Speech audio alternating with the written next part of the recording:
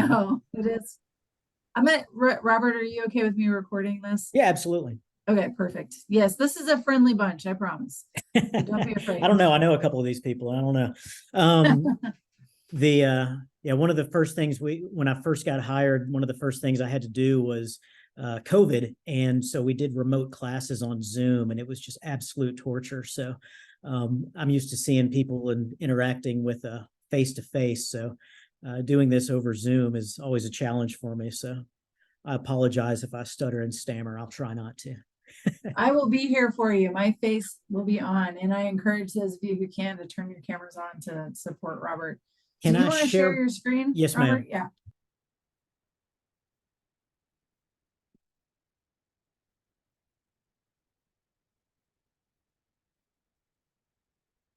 Should be able to share your screen now. All right, let's see how this works. Hannah on camera. Yay.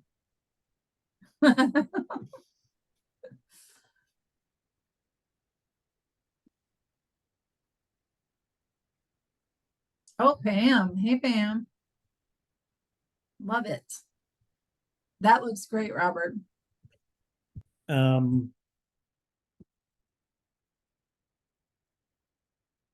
We were seeing the presentation view. All right, were you seeing the meeting chat and all the other stuff that's in the way? No, okay. We were just seeing your presentation. All right. How's that? Hey, Jamie. That's perfect. All right. So tonight I'm going to talk a little bit about preceptors and kind of why they're important and something we're trying to do at our school to help create better preceptorship. I think one thing I noticed quickly upon taking my job is preceptors in the ultrasound education field are not nearly as prevalent. The training's not as good as it is for nurses. And so I'll kind of talk a little bit about my background, how I got to the point I'm at now, and then what we're trying to do with our school to create a preceptor type program. There we go. So first, a little bit about me. I am the director of the Claude W. Smith School of Cardiovascular Technology in Columbia at MUSC Health. I think I have the distinction of having the longest title and longest name of a school in the country. I don't know if there's one longer, but God, I'd hate to have to write it on a business card if it is. This is our website. If anybody's interested to learn more about the school, you can go there and get some knowledge about our school. If you're interested in having students from our school as a clinical site, reach out to us, let us know. I'll share my contact information at the end. I'm also going to be the vice president next year of the South Carolina Society of Echo. You can go to our website here, secho.org. Sorry, I'm also double as a salesman a little bit. We offer CMEs. We have a yearly conference that haven't picked the date yet for next year, but it should be a great event. We usually offer 7 or 8 CMEs for a really low price. Cody's there every year speaking if we can get her to, and I think it's a really great event to be a part of. And along with what Cody's doing here, we offer quarterly CMEs, or we will next year. So still about me, sorry. I'm also the secretary of the South Carolina Society of Vascular Ultrasound. So let me just plug that real quick. If you do vascular ultrasound as in addition to echo, you can visit us there and get some CMEs. We also do a yearly event. So let me tell you why this topic is important to me. First of all, my clinical experience was terrible all the way through, from first day to last day when I was a student. And then my clinical experience as my first year as clinical coordinator at the school I'm at was pretty bad as well. And I'll kind of talk about that a little bit. And so at the school, we're tasked with creating great sonographers. And one thing I found is that while we can do a lot of that didactically, while we have the students there and we get to scan with them in scan lab, we're really only as good as our preceptors. If we don't have that great preceptors at our clinical sites, there's only a certain level our students can get to by the time they graduate. So it's really important that we're able to go through and kind of create those preceptors. So my first day of clinicals, I'll tell you a little bit about it. I really thought I'd made a tremendous mistake. I'd chosen the wrong path. I was coming from a real estate background and decided to go back to school for something in the medical field. And I found cardiovascular ultrasound, and I showed up the first day, and it was awful. One reason is I was at, which I think we've all experienced this, a hospital that's changed names about 5 times over the last decade. I was at the time, it was Palmetto Health Richland. I think it was just Richland Memorial then. It became Palmetto Health Richland, and now it's Prisma Health. Huge facility in Columbia. I'd never been to the lab, so I went and had no direction on where to go. So I walk into the front desk and ask, where's the ultrasound lab? And y'all know where they sent me. They sent me to general ultrasound. They had no idea who I was. And so I finally was able to explain to them what I was doing there. And they finally got me down to the corner of the basement that housed the echo lab. And I walked in there, and nobody knew who I was. They weren't expecting me. They did not know they had a student. The manager of the lab was gone. The supervisor of the vascular lab, which was my first day experience, was there, but had no idea he was getting a student. So I sat in the corner for the majority of the day in the chair that they gave me. And luckily, like I said, I had a real estate background. So one of the techs there was having a real estate issue. And so I jumped in and was able to kind of help her solve a real estate issue. And then she started letting me scan with her a little bit. My first scan. So like I said, we started clinicals at my school at the time. Our first day in school was also our first day of clinicals. So I'd had really no classroom instruction, no time in the clinical setting, no time in class. I had no idea what I was doing. And I show up, we're sitting in the corner. It was me and vascular, and one of my students that was there with me was a girl named Stephanie, who happened to be an echo that day. And so we found an ultrasound machine, and that wasn't being used, and decided, well, we'll practice and see if we can take some pictures. So I went over and just touched the probes until I found the one that was working, and grabbed it, didn't know where to put it even. So I stuck it in her stomach as hard as I could. Subcostal view now, I know, and got a picture. We had printers on the computers back then. So I printed off a little picture, took it home, and I showed my wife, this is what I did today. She's like, Robert, how exactly did you get this picture? And so I explained the process, and she goes, okay, because it says transvaginal on it. And so that's how I learned which probe you're supposed to use. So once again, first day, not the best day for me.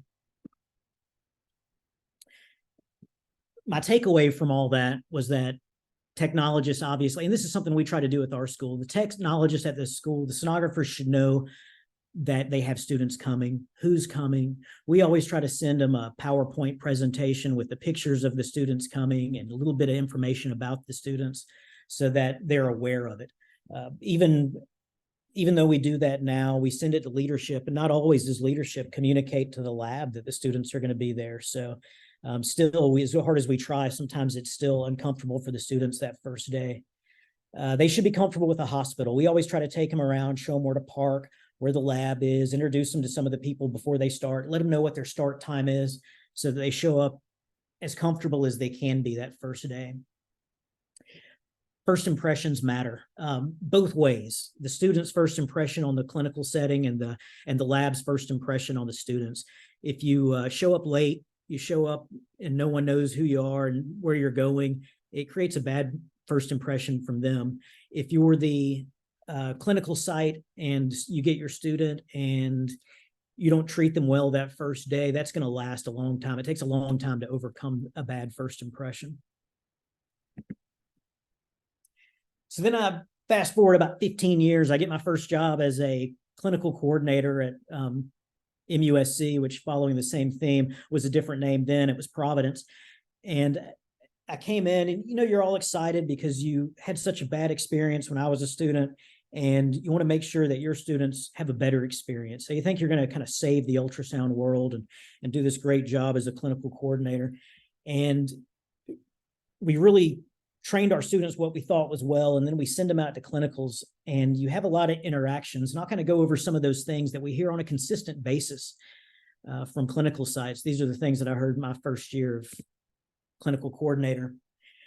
Emily took 15 minutes to get a parasternal long. I think a lot of preceptors, leaders in labs say this, and one comment I always have to them is, were you standing over them the whole time, expecting them to get the same image that you can get? And if that's the case, then they're not going to be able to. It's going to take them 15, 20 minutes because you've been doing it 15, 20 years to get as good as you are. And so sometimes they don't need to be perfect. They just need to be good enough, and they're going to get better. They have a full year at clinicals to get better. And so that's one thing we try to communicate to our preceptors. This is Rohan in this picture, one of our current students, but just an example. Rohan has not gotten better in the last 3 months that he spent with me. This is a staged picture I took of our clinical coordinator on her phone in the background there. If you're standing in the background watching the sonographer and not interacting, you're on your phone, you're building your reports and just letting them go, they're not going to get better. You need to interact with them and work with them. And so that's a really important part of what we try to look for in a clinical site. The most common thing I get is we're too busy for students. I think everybody, and busyness is a perception a lot of people have. I've been in a lot of different labs, and everybody thinks they're the busiest lab in the world, and it's often not the case, but everybody thinks they're too busy for students. And the analogy I always give them is, you're telling me you're on fire and I'm giving you a cup of water and you're turning it down. If you put effort into that cup of water, if that fire puts effort into the cup of water, you'll see it breaks through and puts out the fire. And hopefully our students can do the same. If you put good effort into the students and teach them what they need to do, they're going to be able to help you and ease some of that I'm too busy. But it does take a little bit of effort to get there.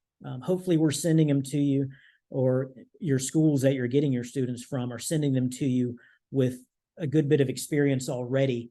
So they're not walking in, grabbing the transvaginal probe the first day to do an echo like I did. The conclusion I came to after that first year was, we expect, our students to get better. We expect the plant to grow, but we don't water it. We don't fertilize it. We don't talk to it even. And if you don't put in that effort, they can only go so far. As a school, we spent a lot of time training the students didactically, but that can only take us so far. We need the preceptors to do a great job as well.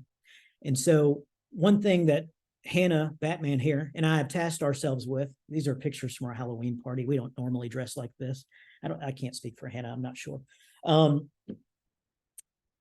One of our goals for 2024 when our students go out there is to create a training program for preceptors. And so we want to work with the clinical sites to improve, to select the right people to be preceptors, and to offer a training class for CMEs that the preceptors, these chosen people, can come to, and we can work with them to kind of train them the way we want them to be preceptors. And hopefully over the years, we'll develop a program similar to what they have in nursing, so that you can have, and I think if we do that, if we're able to work on that, then we can have similar results and the field as a whole will get better. Most of y'all are from North Carolina, and I don't know how things work up there. And I could be saying things that just aren't true up there. For all I know, y'all have incredibly well-developed preceptorships up there, but in South Carolina, it's just not a thing. I think the more common experience was my first experience in clinicals. So what is a preceptor? Well, definitionally, it's an experienced practitioner who provides supervision during clinical practice. It's a teacher, it's a coach, it's a cheerleader. You need to be all those things. And mentor is one thing that I see listed a lot of times when you start researching preceptors. But in my view, a mentor is something more after you start working and you get that first job, to have somebody that's still teaching. I think too often when you hire students, they come in that first day and it's just, K-Mag yo-yo. And if you're not familiar with that military term, it means kiss my ass, guys, you're on your own. You get thrown to the wolves and you get sent out there and you just go and you learn on your own. But I think having a mentor in the clinical setting, I know Hannah was at Duke, and I know Duke does a good job of this. And they put you with residents and fellows, and you continue to learn and grow. And I think it's really, really important that we do that as preceptors.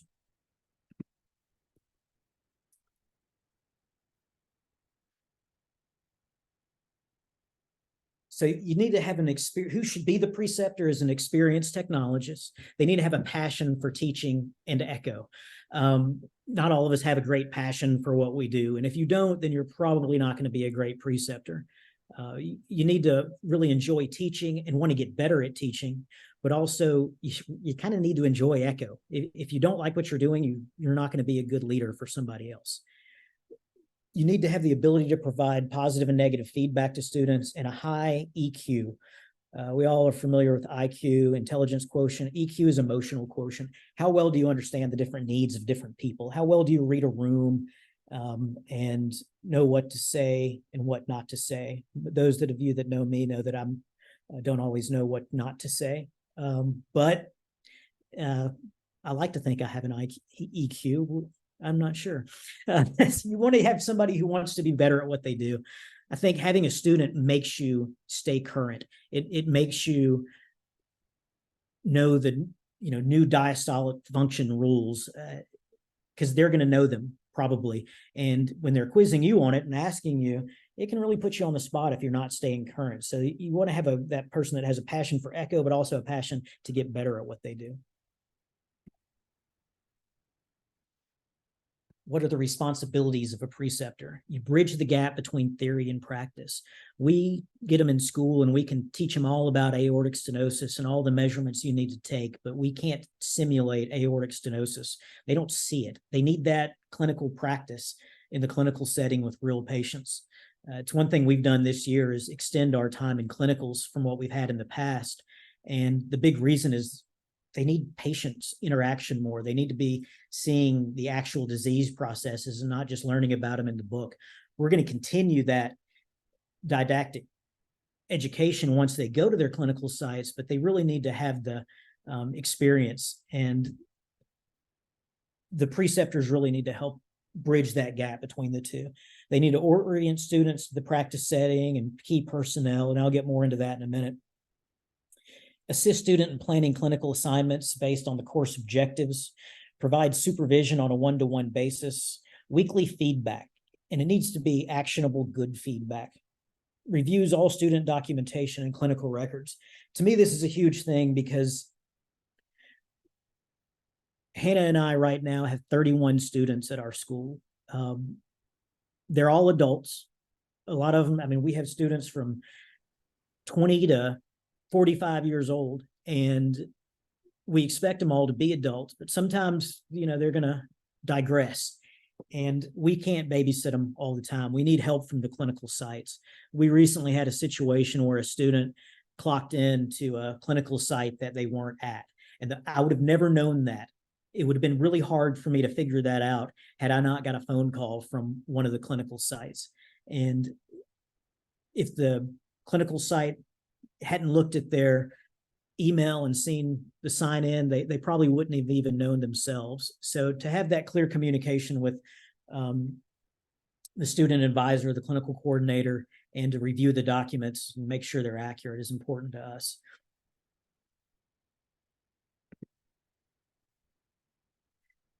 And so I think everybody understands what the benefits of having a good preceptor are as a student, but what are the benefits of being a preceptor? You have a number of affective benefits. So it can create enjoyment in your job. Those that know me know that I need an audience. This is a very solitary job often. You walk into a room and you're doing an echo and it's just you and a patient who half the time isn't speaking back. And I really enjoy that communication. So if I have a student, it gives me somebody to interact with, and it makes me enjoy my job better. It can re-energize the preceptor. It's easy to get burned out in this field when you're going in and doing the same things over and over again. It's easy to lose interest in it, I think, over time. And you've been doing this for 10 years. You got a bad shoulder and you've been doing the same echoes over and over. And it can start to lose a little bit of that excitement. And having a student with you to keep you on your toes and give you somebody to interact with, give you somebody to teach, can really energize somebody that's later in their career, or just anybody really. It enhances your self-esteem. Being able to be the expert in the room is fun. When you get those new students, and even if you're not, the expert in the room on most occasions, usually when you get that student in there, hopefully you are the expert in the room, and that's good for your self-esteem if you need that in your life. It strengthens the profession as a whole. I travel a lot around South Carolina. I see a lot of different clinical sites. I've got sites in Georgia, Tennessee, Georgia, North Carolina, Alabama. There's a lot of bad sonographers out there. I think by creating better preceptors and getting better interactions while they're students, we're going to, over time, strengthen the profession as a whole. There's also a lot of tangible benefits to being a preceptor. Obviously, money. If you read most leadership books, they'll tell you that recognition often is more important than money. I don't know for y'all, me personally, I kind of like money, but a pat on the back goes a long way sometimes. And I think, you get both of those by being a preceptor. Hopefully, those leaders that are here listening to me today, if you manage a lab and you have the opportunity and your preceptors aren't getting paid extra, advocate for them. Make sure they get monetary rewards for what they're doing. Recognize them in meetings, and to your leaders, let them know that you have these people in there doing a great work, and give them that recognition and money.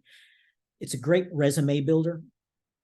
Not only putting it on your resume, but the leadership skills you develop while being a leader to a student translates into being a better leader if you're tasked with, leading a lab. So if you have aspirations to do that, starting off in a preceptorship role, I think is a good opportunity for you to work on some of those leadership traits, some of the soft skills you need to be an effective leader. And also CMEs. We provide CMEs to our preceptors, and I think that's if you do it every year, you get enough to really, you don't have to do a lot of other CME things, although you should still do things like this and join us in the South Carolina Echo Society and all that stuff as well. So what does one do to become a good preceptor?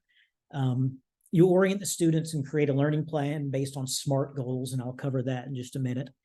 Provide supervision, advance knowledge, evaluate performance, and something I add in here is PDSA cycles, and I'll talk about what that is later. So when you're talking about orienting your students, you need to, on day one, explain expectations. Tell them what the day-to-day duties are.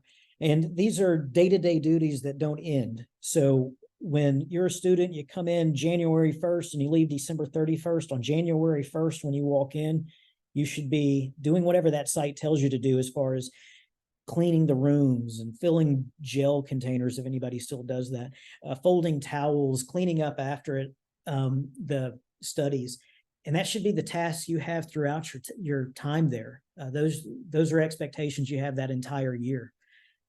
One thing, when I was in a preceptorship role in the clinical setting, I always had students look up the patient's history on the computer. One, it gave them a little bit of knowledge about how to navigate the EMR, but also going through and reading the history and then discussing the relevance of that history to what we're getting ready to go do, I think is really important to their learning. So task them with things like that. Introduce them to key people, transporters, the leaders in the lab or in the hospital, if you have access to them, the nursing staff, the front desk people, those unit secretaries, so that they feel comfortable when they're going through the hospital and you want to get a patient, you send them in to talk to the transporters, and they're going to be nervous when they walk in if they don't know them. So introduce them and make sure they know all the key stakeholders in the lab. Create goals and strategies. I'll talk more about that in just a second. And create a positive environment.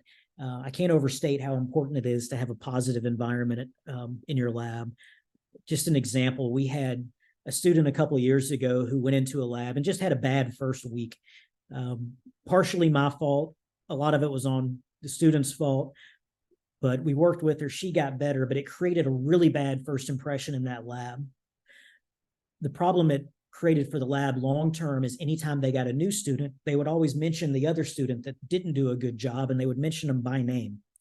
And it soured all the other students' reaction when they got into that lab. And at the end of the year, they needed to hire somebody, and nobody wanted to work there because they all thought if they talked that bad about that first tech or that first student, how bad were they talking about them? And so it just created a unhealthy atmosphere, and nobody wanted to be there. So create a positive environment when you orient the students.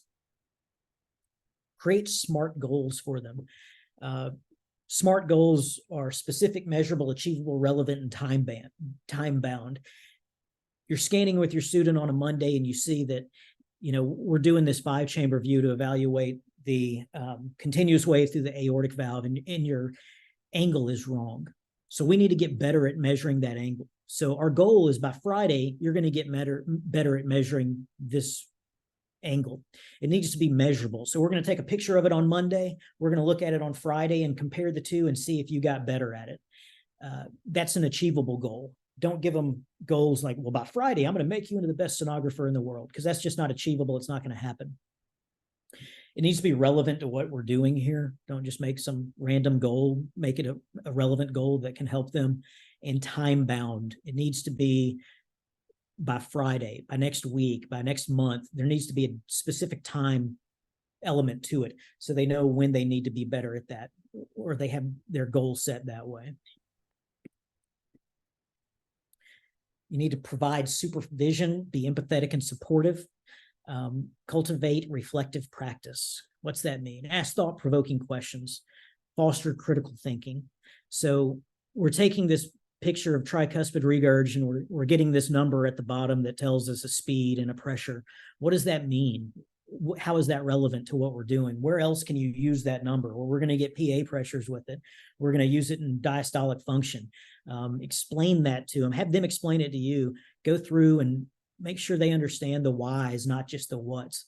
I think as a teacher, that's one thing you really develop when you start working with others is often sonographers know the what. They know to get the picture, and they know kind of what it means, but why does it mean that? And I think as you start teaching others, you really start thinking through it on that level. And we understand that we use that TR measurement to kind of tell us diastolic function, but why does tricuspid regurg have anything to do with left ventricular function? Walk through that in your own mind and understand the whys of it, and it makes you a better preceptor, a better teacher. And it makes them better as they're learning. Once again, maintain a positive attitude. Your attitude reflects your department. So if your preceptor's got a bad attitude and hates their job and hates their coworkers, that's the impression you get of the entire place. Hold them to the standards and don't talk about others. You need to evaluate their performance, preferably weekly. We do ours at the end of each rotation, but it needs to be clear and accurate communication with the clinical coordinator. A few years ago, we had a student that was at one of our clinical sites, and every time I went to visit, they said she was great. All of her evaluations were 100s. She did perfect scores on everything. They needed to hire somebody. And at the end of clinicals, they didn't hire her. And so she went somewhere else. And I went down there after she was finished, and I'd already been down multiple times and was told everything was going great. And I go down and I ask, why didn't you hire her? And they said, well, she just sat over there in the corner and didn't scan. She didn't ever want to go with anybody. And so then I went back to her at her new job and I asked, why do you think they didn't hire you? Or why didn't you want to work there? And she said, well, I just sat there in the corner all day and nobody would ever take me with them to scan. They didn't like me. And it was a miscommunication that could have been cleared up so easily if we would have got clear and accurate information from that first week. If either one of them would have told me that, I could have gone down there, we could have had some communication and fixed that problem. And then she would have been where she wanted to be working, close to home, as opposed to having to get a job somewhere else. There also needs to be clear and accurate communication with the student themselves. So with the clinical coordinator of the school, but also you need to create a relationship with students where you can be clear with them. If they're not doing something up to standard, they need to be able to be told that in a constructive way. The preceptors need to receive feedback from the student and the school. And is what I mean is that sometimes those tough conversations, we've had preceptors before that just aren't very good. And, we want to work with you to get you better, but you have to be willing to accept that feedback and get better. And you need to understand different needs of different people. A good example I have of this is we take our class to the river on occasion. And so a couple of months ago, we're having a class out at the river, and I'm talking about diastolic function. And I go through this long explanation of diastolic function. And in my own mind, I'm thinking, golly, I just knocked that out of the ballpark. There's no way they didn't understand that. And about half of them were like, oh, that was good. Thank you, Robert. And the other half are looking at me like I got two heads. And I cannot figure out how to better explain it than I just did. I've peaked in my form of teaching as far as I'm concerned. And I look at Hannah and I'm like, can you explain it any differently? And she goes into a long explanation that I think is way into the weeds and far beyond the terms I was using. And she gets done and I look at everybody, I'm like, does that make sense? And the other half said, yes, now it makes sense. And it dawned on me, okay, different people learn differently. So the way I teach is not going to be for everybody. And you have to understand that different people need different instruction, different tools, different ways to explain it. You need to advance their knowledge. And a big part of that for me is go over the studies with students. When you have a student and just letting them scan and go scan the next patient, clean the room and go scan another patient, that's not really helping them. They've been scanning a lot if they're one of our students. They need that interaction to go over the study and say, this is why I'm going to mark that this left ventricle was dilated. This is why I'm saying that. And walk through those steps with them. Take small steps. Often we let our seniors come back and work with our juniors to do some training in school before they go to clinicals. And a couple of years ago, I brought in two of our better seniors to work with the juniors. And I told them before we started, I was like, all right, so today we're working on parasternal short axis images. And I walk in and they're doing subcostals. I'm like, okay, well, let me watch for a minute. They had gone through an entire echo and told them basically everything they knew in the course of 15 minutes. And it's really overwhelming. So take small steps as you're trying to teach the kids. Work on their weaknesses and provide literature and outside resources. Before I was in the role I'm in now, one of the other roles I had was I was a manager of a vascular lab. And a thing that I did down there that I still try to use a little bit, and I think would be really effective for preceptors to use, is when I would be approached with a question. For instance, a student would come to me and say, I don't really understand renals. Why are we doing this measurement in a renal artery ultrasound? I would give them literature. I'd provide them with the sources, and then I would task them with teaching the rest of the lab. And so you take that weakness and you make it a strength, because they're going to go and they're going to read that. If they have to present it in front of a group of people, they're going to research it. And it's going to make them better. But it's not just leaving them on their own to do it. You're providing them with the resources. And then I would kind of act as a liaison, I guess, to lead the training, make sure they hit the points we needed them to hit. But then they would kind of become the staff expert. And I think you can do that with students as well. PDSA cycles. So for those that have had any kind of quality training in the hospital, you're probably familiar with PDSA cycles. The theory kind of came from the Toyota production management system. It's a way the Japanese manufacturing worked, and it's something that the American manufacturing companies implemented, and now it's found its way into hospitals. But it's, in order to improve the quality of the student, you create a plan for what you're going to do using those SMART goals that we talked about earlier. And then you put that plan into action. You study the results, you evaluate what you've done or what they've done.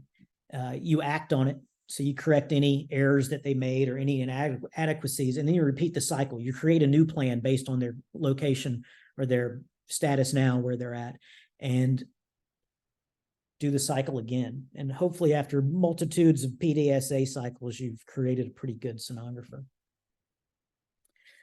So that's it. But like I said, I was hoping that we could have some interaction at the end of this and get some information from you, because like I said, this is something I'm putting together, or Hannah and I are putting together, and it's not in action yet to have a class for this.